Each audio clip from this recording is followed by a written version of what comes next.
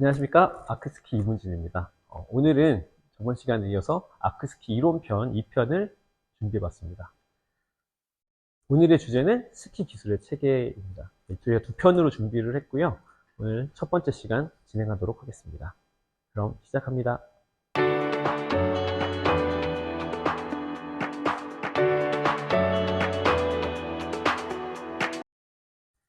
자, 스키 기술의 체계 1편은 제가 이 네 가지로 구성을 했습니다. 첫 번째, 스탠스. 두 번째, 스키 미끄러짐의 조절. 그래서 스티어링 앵글에 대해 설명을 드릴 거고요. 세 번째로는 턴의 크기. 그 다음에 네 번째로 스키 기술의 종류에 대해서 설명드리도록 하겠습니다. 첫 번째로 스탠스입니다. 자, 우리가 흔히 스키를 처음 배울 때 여러분 다 경험해 보셨죠? 삼각형 A자라고 하는 스노플라우 스탠스가 있고요. 그리고 패러렐 스탠스가 있습니다. 네. 그래서 이 스키의 모양을 보시면 이런 식으로 구성이 되죠. 그래서 이렇게 보시면 자, 흔히 말하는 스노플라우 스탠스와 패러렐 스탠스가 있습니다. 그래서 스노플라우 스탠스는 여러분 일단 스노플라우로 바뀌어서 너무 거북하실 텐데요. 네. 스노플라우는 여기 보시면 제설차를 말합니다. 눈을 밀고 가는 제설차고요. 이 제설차가 두 대가 나란히 가는 것처럼 생겼다고 해서 스노플라우 스탠스라고 영어권에서는 사용하고 있는 것으로 알고 있습니다. 자, 그래서 스노플라우 스탠스에 다양한 이름이 있죠. 우리 흔히 보통은 다 A자라고 해도 됩니다. 그렇죠? 그리고 예전에는 플루크 보겐이란 말을 썼었죠. 플루크라는 말을 썼습니다. 그래서 플루크라고 해서 오스트리아 말이고요. 쟁기라는 뜻입니다. 뾰족하게 생긴 쟁기를 말하는 거고요. 혹은 영어권에서 웨지라고 표현하는 웨지 감자할 때 그 웨지입니다. 그래서 삼각형으로 생겼죠. 그래서 웨지라는 표현을 쓰기도 합니다. 그래서 보통 스노플라우 혹은 웨지 그리고 그게 오스트리아에서 플루크라고 썼고 그것을 일본에서 푸르그라고 써서 우리가 그동안 푸르그 보겐이란 말을 많이 썼던 거죠.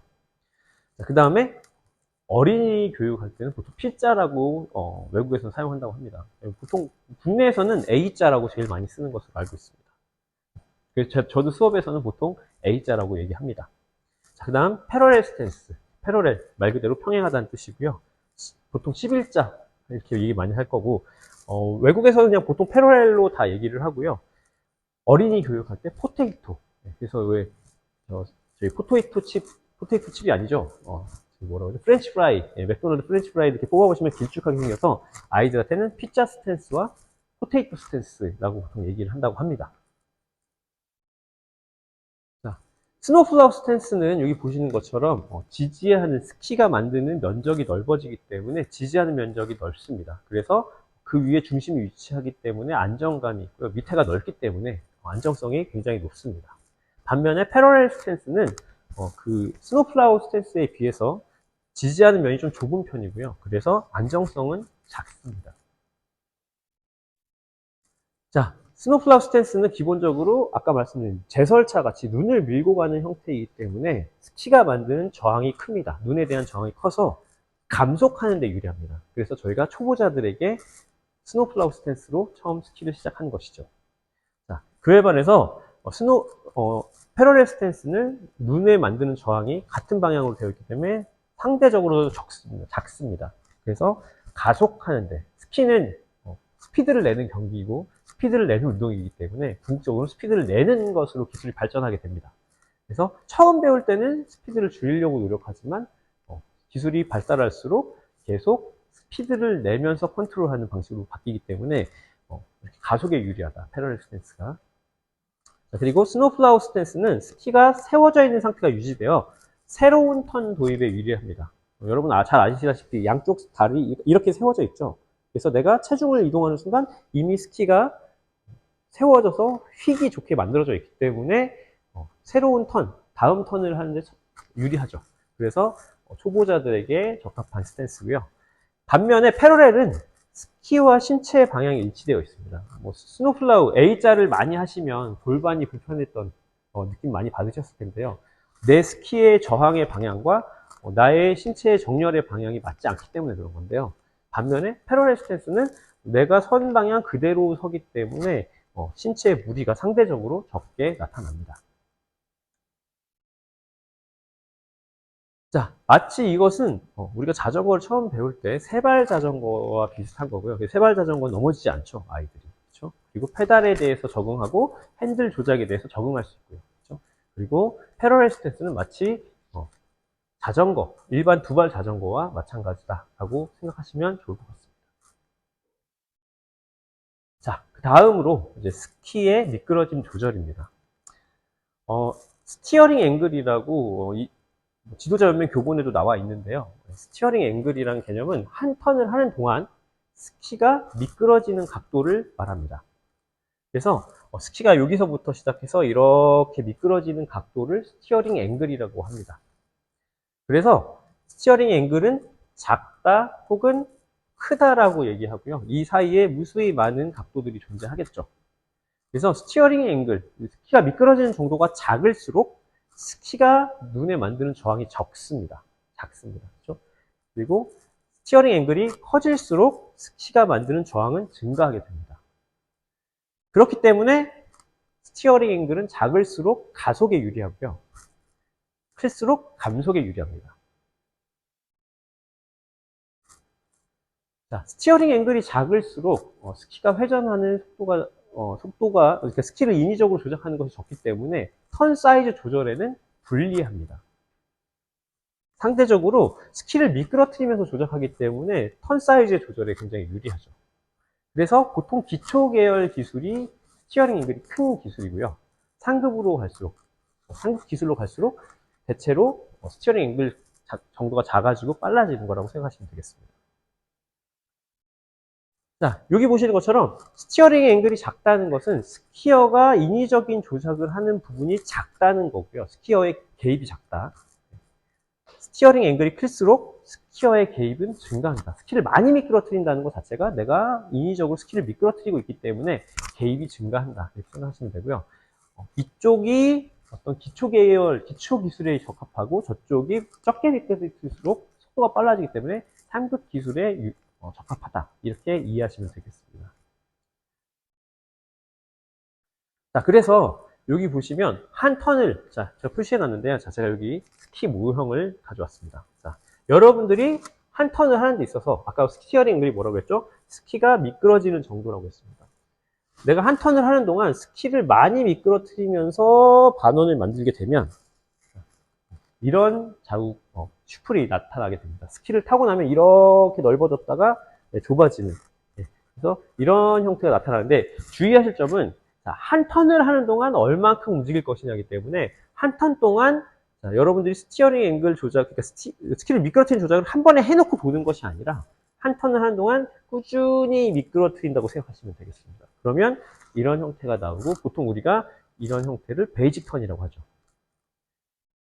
자, 한 턴을 하는 동안 제가 아까처럼 많이 스키를 미끄러뜨리며 타는 게 아니라 약간만 미끄러뜨린다는 느낌으로 꾸준히 타면 이런 슈플, 아까에 비해서 훨씬 더 얇아진 슈플. 자, 이 초승달 무늬는 눈에 만든 저항이라고 생각하시면 되고요. 이 저항의 크기가 작으니까 더 빨라지겠죠. 네. 그래서 스티어링 앵글을 작게 조작하면 이런 형태가 된다. 또 한 가지가 있죠. 스티어링 앵글 조작을 하지 않는 경우, 스키를 전혀 미끄러뜨리지 않는 경우, 이 경우를 우리는 보통 카빙이라고 합니다. 그래서 스키를 미끄러뜨리는 조작 없이 스키의 사이드 커브와 엣지에 의해서 스키가 휘어지는 것만을 이용해서 타는 것을 카빙 턴이라고 하는 거죠.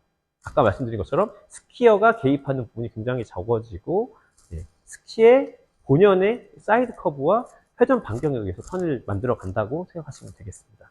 그래서 가장 빠른 카빙 턴이 됩니다. 그래서 스티어링 조작 이해하셨는지, 스키가 미끄러짐을 조절한다. 이런 개념으로 이해하시면 되겠습니다. 자, 세 번째는 턴의 크기입니다. 자, 턴의 크기는 크기에 따라서 롱턴과 숏턴으로 구분할 수 있습니다. 뭐 말이 있는 그대로 그게 뜻이기 때문에 자, 롱턴, 숏턴. 자, 턴을 작고 빠르게 많은 턴을 하게 되겠죠. 똑같은 거리를 이동해도 더 많은 턴을 하게 되고요. 롱턴 같은 경우엔 큰 턴, 숏턴에 비해서 더 큰 턴을 한다는 의미가 듭니다.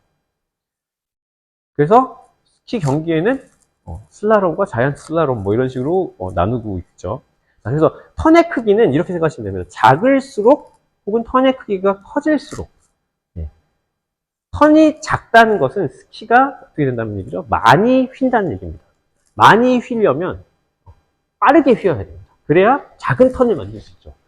빠르게 많이 휘기 때문에 작은 턴이 된다. 큰 턴을 한다는 건 사이드 커브가 같다면 스키가 천천히 휘어져야 큰 턴을 만들면서 회전을 할 것입니다. 그래서 작은 턴을 하기 위해서는 어떤다? 빠르게 많이 휘고, 네. 큰 턴을 하기 위해서는 천천히 휘어진다. 이해하셨죠? 네. 자, 작은 턴을 만들기 위해서는 많이 휘어야 됩니다. 따라서 저항이 빠르게 증가하게 됩니다. 저항이 있어야 휠 수 있으니까요. 반면에 큰 턴은 저항이 천천히 증가하겠죠. 예. 그렇기 때문에 이의 결과물로 스키의 이동 속도는 느립니다. 작은 턴을 할수록 스키의 속도가 느리다. 큰 턴을 할수록 스키의 이동 속도, 저항이 작기 때문에 더 빠르다. 이렇게 이해하시면 됩니다. 그래서 보통 턴의 크기가 클수록 고속이 되는 경우가 많습니다. 자, 그러면 저희가 세 가지를 배웠습니다. 그렇죠? 이 세 가지 조작에 의해서 스키 기술의 종류가 결정이 됩니다. 자, 스탠스에 따라, 스티어링 앵글에 따라, 턴의 크기에 따라. 그렇죠?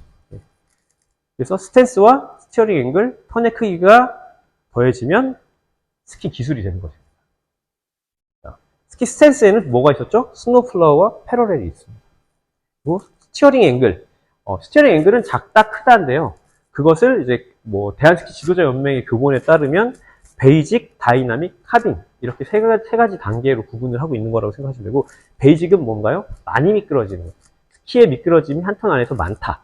다이나믹은 적다. 카빙은 안 미끄러진다. 이렇게 이해하시면 되고요. 그 다음에 턴의 크기에 따라서 숏턴, 롱턴이 있다고 했는데 그 사이에 미들턴, 미디움 턴이라는 턴이 있습니다. 사실 미디움 턴이 더 맞는 표현이긴 한데 우리는 보통 미들턴이라고 쓰죠. 예, 그래서 이렇게 있다고 생각하시면 되겠습니다. 자, 여기서 하나 생각하셔야 될 것은, 자, 스노우플라워 스탠스가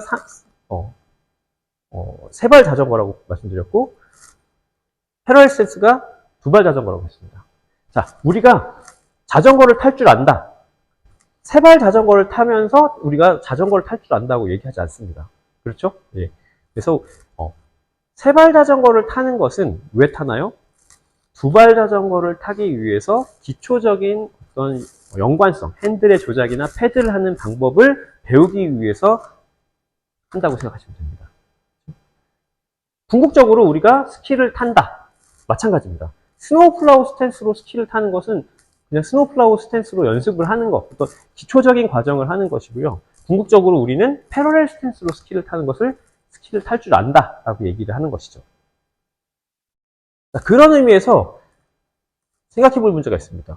세발 자전거를 오래 타면 자전거를 잘 탈 수 있을까? 두발 자전거를? 네, 이 고민이 있는데요.